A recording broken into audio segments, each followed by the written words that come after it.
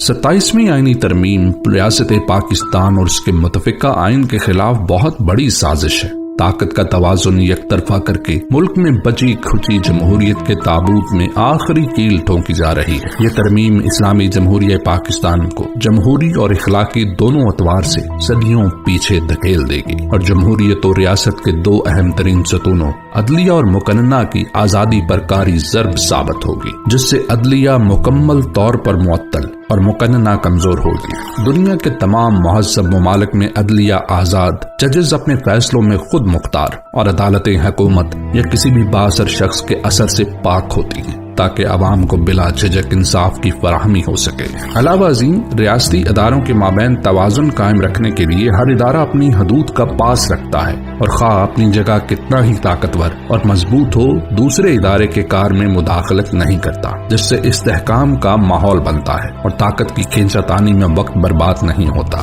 مگر افسوس، پاکستان میں الٹی گنگا بہ رہی ہے اور یہاں وقت کے ساتھ ساتھ جمہوری اداروں کی مضبوطی نہیں بلکہ ان کو کمزور کرنے کے لیے ہتھ کنڈے اپنائے جا رہے۔ پہلے 26ویں آئینی ترمیم کر کے جمہوریت اور کسی بھی ریاست کی بقا کے لیے اہم ترین ادارے عدلیہ کو مفلوج کیا گیا اور اب 27ویں ترمیم کے ذریعے سے مکمل طور پر ہی موت کے گھاٹ اتارا جا رہا ہے۔ یہ ترمیم نظام انصاف کو عملی طور پر مکمل معطل کر دے گی اور عوام کو عدالتوں سے جو کوئی ہلکی سی بھی امید بچی ہے وہ ختم ہو جائے گی۔ 27ویں ترمیم کے بعد ججز کے تبادلے کا اختیار وفاقی حکومت کے پاس ہوگا، جسے میرٹ پر انصاف کے مطابق فیصلے کرنا دشوار ہو جائے گا، اور عدلیہ جو جمہوری اقدار میں ایک مکمل خود مختار ادارہ ہے، محض حکومت کے ماتحت ایک ادارے میں تبدیل ہو جائے گی۔ ججز کی حیثیت بھی ایک حکومتی ملازم کی سی رہ جائے گی، جس سے نظام عدل کو شدید ٹھیس پہنچے گی اور انصاف ناپید ہو جائے گا۔ مزید 27ویں ترمیم کے بعد آئینی معاملات میں فیصلوں کا اختیار سپریم کورٹ سے لے کر ایک نئی آئینی عدالت کے سپرد کر دیا جائے گا، جسے وفاقی حکومت کے تقرر شدہ ججز چلائیں گے، جس سے آئین کے ساتھ چھیڑ خانی کر کے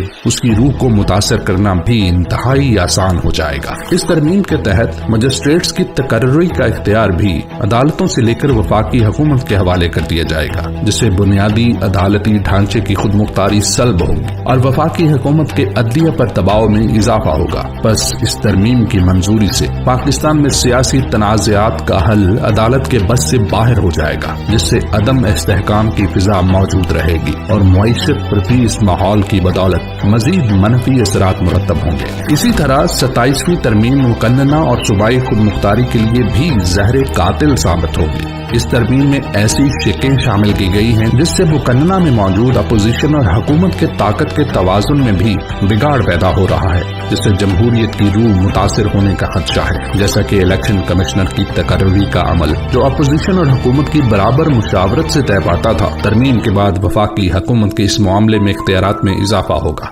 جس سے انتخابی عمل کی شفافیت شدید متاثر ہوگی، اور جب الیکشن کمشنر ہی حکومت کی ایما پر تعینات ہوگا تو عوام کے حق رائے دہی کی شفافیت بری طرح متاثر ہو جائے گی اور پاکستان میں خود مختار اور شفاف حکومت بننا ایک خواب رہ جائے گا۔ علاوہ ازیں 18ویں ترمیم سے صوبوں کو عوامی معاملات میں جو خود مختاری حاصل ہوئی تھی اسے کم کر کے وفاق کو کئی اختیارات واپس منتقل کیے جائیں گے، جس سے نچلی سطح پر مسائل میں اضافہ ہوگا اور وسائل کی عوام تک منصفانہ تقسیم مزید دشوار ہوتی جائے گی۔ اس ترمیم سے جس طرح فرد واحد کے ہاتھ مضبوط کر کے اسے تا حیات آئینی آب حیات پلایا جا رہا ہے، اس کی مثال بھی تاریخ میں نہیں ملتی۔ نہ صرف جدید جمہوری نظام بلکہ ہمارا دین بھی ہمیں حکومتی معاملات میں مشاورت اور طاقت کی تقسیم کا درس دیتا ہے۔ 27ویں ترمیم سے ایک سرکاری ملازم کو تاحیات استثناء اور مراعات حاصل ہوں گی اور اس پر کبھی کوئی مقدمہ نہیں بن سکے گا۔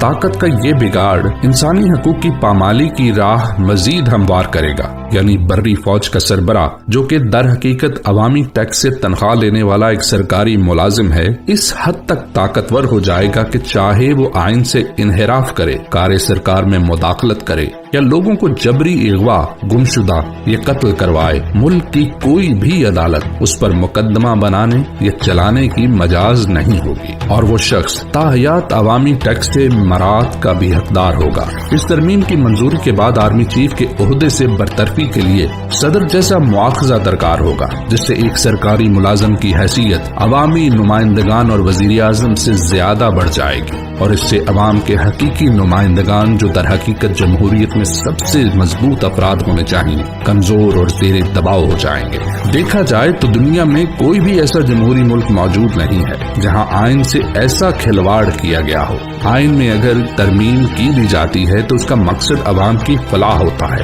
اور اس کا طریقہ کار با اختیار پارلیمان سے بحث مباحثے کے بعد اتفاق سے منظوری ہوتا ہے، نہ کہ ایک کٹ پتلی پارلیمان اور زور زبردستی سے آئین کا حلیہ بگاڑنا۔ کئی جنگوں اور فسادات کے بعد انسانی تہذیب میگنا کارٹا جیسے معاہدے پر پہنچی اور اداروں کی حدود کا تعین کر کے ایک ایسے معاشرے کو جنم دیا جہاں عدلیہ آزاد، عوامی حکومت با اختیار اور عسکری قیادت کا کام ملک کے سرحدوں کا دفاع بنایا گیا، اور یہی استحکام کا راستہ ہے۔ 27ویں ترمیم سے ملک میں چھائی اندھیری رات کو طول ملے گا اور جمہوریت کا پاکستان میں 21ویں صدی میں وجود ایک سوالیہ نشان بن جائے گا۔